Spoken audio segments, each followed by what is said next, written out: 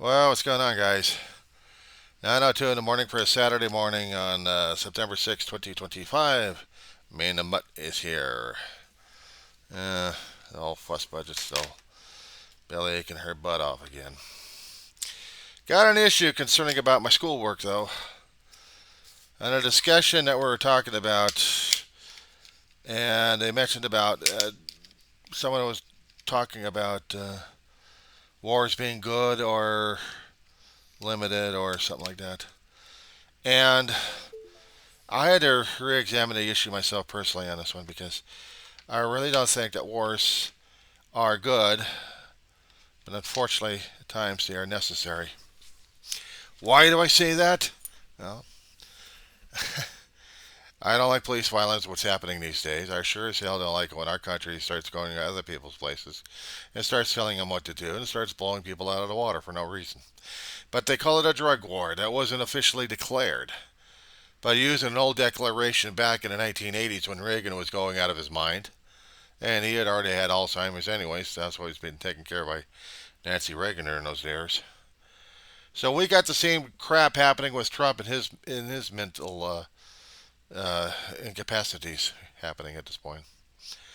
That he sends several ships in a submarine out and blows one ship out of the water that actually had 11 people on it. We don't know whether or not they actually had drugs or not. But was it a clean kill? Was it a necessary kill? Was it a good kill? Putting that into into a context here, the schoolwork I'm doing right now is talking about conflicts between Korea versus the Gulf War we just got out of about a decade, some change ago.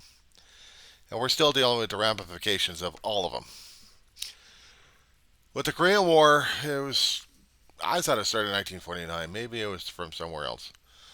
But they said officially it was from 50 through 1953. And it wasn't officially declared over because they still have an armistice, but they also have a demilitarized zone at the 38th parallel, which keeps North and South separated. It's still under a constant war. And every once in a while, we'll hear stories concerning about crossovers, the skirmishes here and there. We'll hear a little bit of combat. Maybe we'll hear a little bit of defecting over to the north or to the south. But it was never declared over. They called it, or at least some people are quoting it in different books, that it was a limited war. Well, limited because they had a small peninsula. If we happen to look at the history earlier than that, we had an island nation called Japan fighting against the big mother Russia. And somehow Russia lost to Japan in the way early 1900s. And they gained territory, they gained resources, they gained slaves, a workforce. Of course, some of those in Korea wanted their own country. And we had World War II to contend with. We had an extension of World War I that we never officially declared over. Just another frickin' armistice.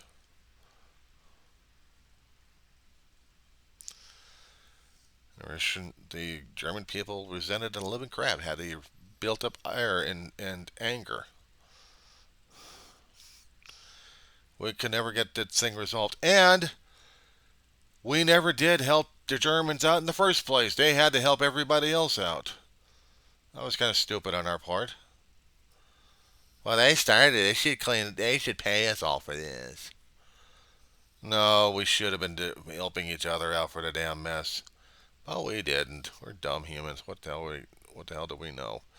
What do we know about being human and showing humanity and compassion and empathy? Oh, fuck no. Let me blow them away. That's it. Boom. Oh, I'm sorry. Did that hurt? Let me blow the rest of the thing off. Boom, boom, boom. That's humanity for you. Especially when it comes down for war. So, we had it restart, and this time we wanted. Who's we? United States? We wanted to stay the hell out of a damn thing. We were fighting our own damn depression when we got into the damn shit. I mean, hell, we were partying and roiling up a storm right after World War One. Had the good old days, and then we lost the damn shit when the stock market crashed all over the world, starting with ours. And then we had to get a tariff on everything and screwed things over left and right. It's supposed to be bringing money into us. No, we were bleeding us dry to pay our own damn coffers. So, say hello to the Great Depression, job losses, soup kitchens, and Teddy Roosevelt, or Franklin Delano Roosevelt, FDR. And his grand plans are trying to get America back to work. And somewhat working until we had World War II knocking on our damn doorstep, both Atlantic and then Pacific. Someone called, either in the textbook or somewhere else, that World War II was a good war. You don't even get the message, do you? It was never a good war. Wars are not good. Wars are fought over many things. Ideology. We'll fight over religion. We'll fight over territory and connection to the religion and possibly politics. But if we're really going to be doing a good war, then how about a good resource war? Meaning, if we actually get into a war with Denmark, we're going to get a war with the Danes, let's say it. I'm going to say this on the air right here. Hey, Denmark! This is John Weaver from Rosamond, California. How you doing? By the way, can we use up all your resources on Greenland, please? I mean, it seems Trump's got to burr up his ass at this point over here, and he would really love to feed his ego at this point by getting Greenland for our country. So, can you please make that workable? Otherwise, Trump will be forced to be a Trumpian idiot and use his lieutenants to go after it, and therefore make NATO be very pissed off, not to mention the United Nations. But we're still going to get the stuff because we're going to be loading military stuff over here, spending all of our money for the military stuff just to do this. Thank you. And then we'll probably go to Venezuela. Hi. Venezuela. Buenos dias. I don't speak Spanish so much. By the way, the United States does not apologize for killing people left and right in your waters. I'm sorry, there was an international waters, was it? Yeah, we don't apologize for that. Why? Because it's a Trumpian policy. It's a Trumpian policy, and here's our unfortunately elected tyrant that we've got in office that could be matching yours. And we're going to say that your oil embargo is going to be in place. I wouldn't put it past him. But he's more concerned about the drugs. Like back in the 1980s, when we had to deal with Central America and South America. But hell, we thought your country was going to be screwed up with a lot of drug runs. So yes, we took it upon ourselves to protect ourselves to go over to your waters or near enough and kill your citizens without saying, I'm sorry. So, if I'm going to be following the Trumpian logic at this point over here, in a Trumpian way, I'm going to say America does not apology because Trump will not allow apology because he wants to show he's a strong leader at this point. Even though he's a brute, tyrant, and everything else we can call him under the sun that we just can't get rid of just yet. Have a nice day. Maybe we can run into another boatload and kill him too.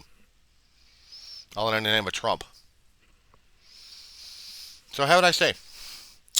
Okay, so now to the Canucks.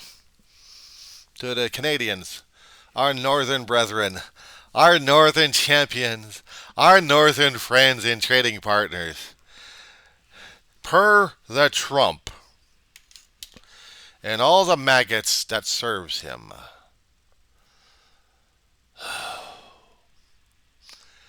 I do not wish to be the bearer of bad news, but can we at least tear out chunks of your country and claim them as ours?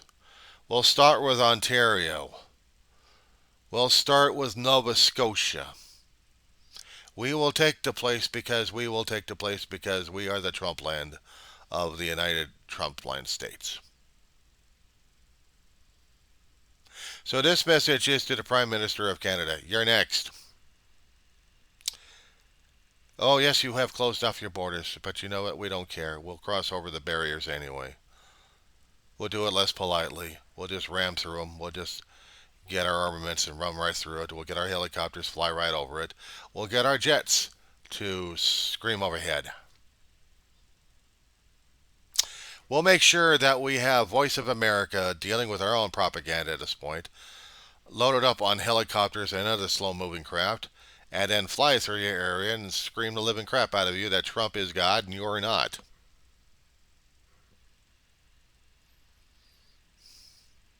We'll make sure we have a good war over this one.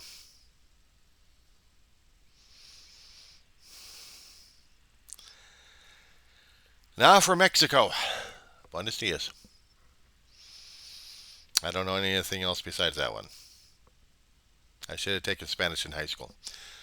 To the Mexican president, greetings from the other side of the world. Trump has declared, unofficially, through his own lieutenants and his own insanity, that we will invade your country and we will blow it to hell because you've got too many drug lords and we're coming over. Have a nice day. To the United Nations of the world, to the UN Council and to the Security Council, and to the NATO, North Atlantic Treaty Organization. From John Weaver of Roseman, California, who's existing in Trumpland, states of Trumpland, all united. Because of the Trumpian logic and pathways to insanity at this point, we are following the course to hell at this point, and we are telling you, United Nations, that we will secede from you, flip you off, show you our exposed butts, because the Trumpians rule and you don't. You drool. And we'll say that to NATO. We'll sell you the equipment, but we'll give you the equipment, but we want the money back. So according to the Trumpian logic at this point, we are giving you weapons to give you to Ukraine, but we want recompense for it. See, this is part of the art of the deal according to our tyrant leader we elected back in November 2024, because we are dumber than dog shit and we allowed the Electoral College to do this shit to us. And we now have a world tyrant who thinks he's going to own everything because he is a baby brat. And all the other tyrants know it because they're also baby brats. And they're also bullies. But we are saying this to you. And we're saying this to the Hague. Hague, are you out there? We have committed too many things that would be matching up, or maybe less than what's happening in Israel. What they're doing to Gaza right now. But we will, unfortunately, because of old U.S. policy, support Israel forever, because Israel, the United States are one, and we will continue to supply arms and weapons to Netanyahu because he is like Trump, an old fool and idiot, and with Alzheimer's. And we cannot say that to our fearless leader that we elected on November 2024. We wanted a leader, we got ourselves a tyrant. Because he said he was going to be a tyrant, we believed him, we got him, and now we're getting screwed over. Now we get to screw the world over for our own stupidity at this point. But I was talking about my schoolwork. I was talking about what happened back in World War I and World War II, which people keep forgetting left and right. Which led up to the Korean War, which led up to the Vietnam, which led up to. Oh, we have a nice world history of battles that the United States do, but everybody else we keep forgetting because we're that stupid. I, John Cameron Weaver, have declared us stupid in the United States of America because we don't know our ass from a hot rock. I don't care what kind of educated idiots we have with degrees or something. We don't know our ass from a hot rock because we have allowed a lot of shit to happen on our watch. And I blame us all.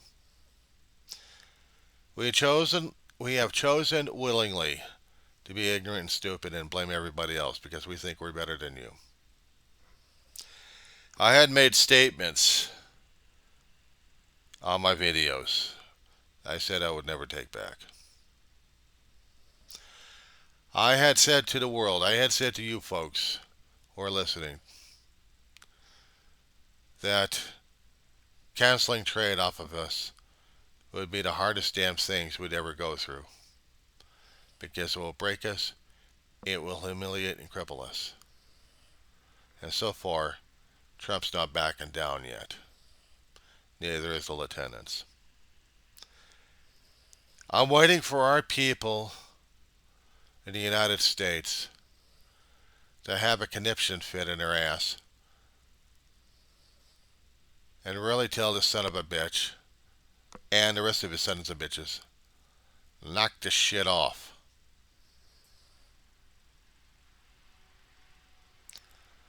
He is reconfiguring Trump and his Trumplicants all over the states, their own red states, into redistricting, forcing blues to do the redistricting as well. Trump is also sending arms to cities and states that he declares an enemy one way or another. Unofficially, but he has. He's declared an unofficial martial law on us all because of his own mental instability. We had to wait for the end of the second term before Reagan left office completely brain damaged. Are we going to be doing the same damn thing for the Trump, I wonder? Because apparently, world, Congress is also brain damaged. They have allowed this shit to happen on their watch and continue to allow it to happen, both in the House, in the Senate, and in the judiciary. We're talking about the appeals and SCOTUS.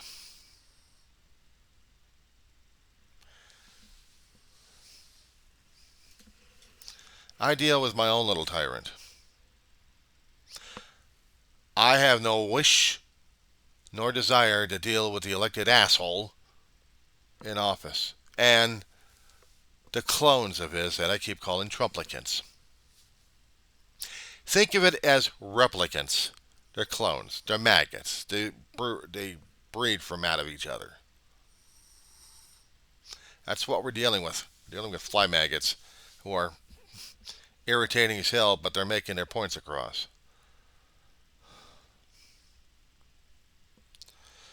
I wish I could send this letter over to my history professor to let him know exactly what I'm thinking and feeling about history these days. I wish I could honestly tell my professor history is so damn important, but unfortunately we're sleeping at the wheel and we've already caused a major wreck on a lot of the freeways. We're not paying attention, we're making the dumbass mistakes, and we're creating our own traffic jams. Use a weird ass analogy at this point. Korean, they called it limited, and not just for the years that they spent over there.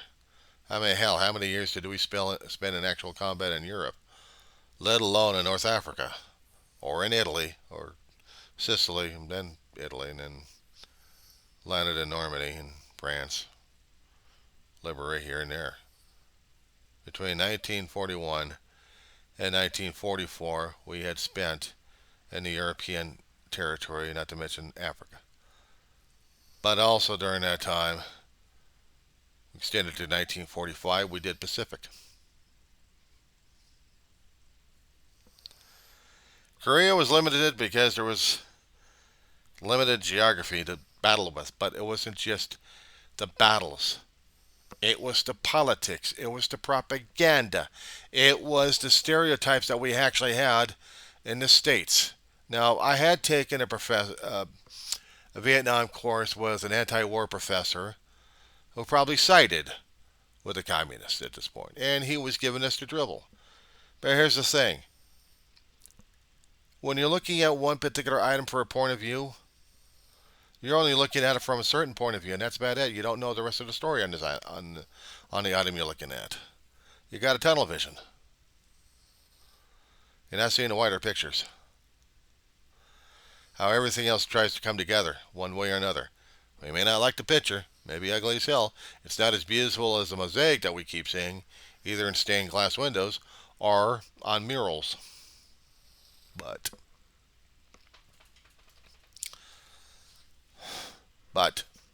we are dealing with it. We had the communist red scare because it was popping up left and right, and we had a U.S. senator scaring the crap out of people, pushing it more and more. To where people were thinking the communists are all over the place. Hell, we had them since World War I, but they weren't trying to terrorize the world during that time. Except if you happen to call Russia being torn apart in its own civil wars, getting rid of its own ruling classes and putting in another ruling class by a strong military man. Anybody ever heard of Stalin? At one time we had a city called Stalingrad. Then Leningrad. Why? Because they had a politician, not a soldier, coming in and taking over Stalin's position. And he was still forming the Union of Soviet Socialist Republic. Try saying that aloud several times. That's why they call them Russia. That's why they call them Russians. And we had, during the Korean War, states being overrun. We had different countries to be taken over. Russia had a chunk of Germany. Actually, of Berlin, actually. We had it walled up between East and West Germany. And we were doing food drops trying to keep the German people, not to mention Berliners, alive. Well, we couldn't do that in World War I, could we? Because we didn't have the capabilities nor the empathy to do so. We could have prevented World War II. We didn't. So now here comes Korea. Already been landlocked, used by the Japanese, and now we just tell Japan, well, we're going to be saving Korea, but we want them to be independent. And how long did it take for us to have any negotiations with them to allow that to happen? But meanwhile, we had Communist Party forming, and China wanted to get involved. So naturally, we had to get the United Nations in there too. Probably a little bit out of sync of which sections were happening here. But we had a United Nations war on a small peninsula. Did it make it a great war? Did it make it a good war? Did it make it a limited war? Was it out of resources? Was it out of people? Was it out of ideology? What was the single factor? Because don't start telling me that the Korean War was a good war. Limited for some people regarding geography. It was opening up a new can of worms on us. We also had that hatred and anger towards the Communist Party, towards China. If I'm not mistaken, didn't China ask for American volunteers before we actually had the official start into the Pacific onslaught? I mean, did we actually have that going on?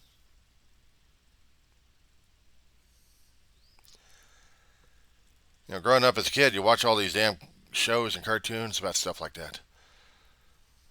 I get a little bit older, I started watching other reels that teachers would bring in. Stuff on PBS I would watch. Cable came out, we started watching documentary stuff. Because learning it in the books are one thing, but when they started bringing in the videotapes, we saw. We reacted. I reacted. Scratched my head. Context. I'm seeing context in front of it. Where's perspective?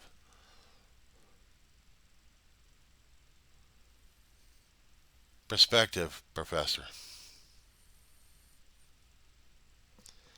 So when you start seeing it happen in your own lifetime, that's where you get your perspective. That's where you start putting the context together. And more of it. Over the last 10 years and a change, I've been learning more and more about that. But I had learned a lot more, and it was still coming into play. And it's still going to be usable in different ways, in different forms in the essay. So yes, you can look at my particular video here as a waste of time. Not for me. I'm still exploring how man screwed himself up one way or another, and still trying to find a way to get out of his way here. Three things still have to haunt his ass: accountability, transparency, and responsibility. If we can't admit to those damn things, we're on the rat. We're on the wheel of the rat. I hope the rat's got enough energy for eternity, because this is how we're dealing with it. And if we can't get our act together, understanding history one way or another, and looking at different perspectives on what we're supposed to be looking at, hope you enjoy the rat wheel.